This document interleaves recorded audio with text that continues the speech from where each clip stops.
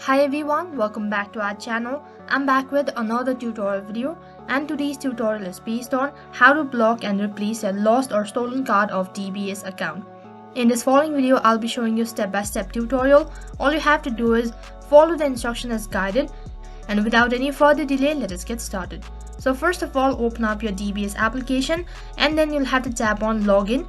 You can either use your touch, face ID or Digibank user ID and PIN in order to log in into your account.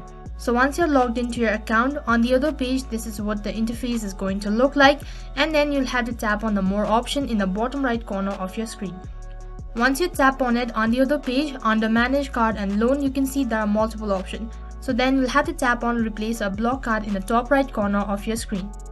So once you tap on it, on the other page, you'll have to select the reason for your replacement of a card. So you can see there are two different options. So you'll have to tap on my card is lost.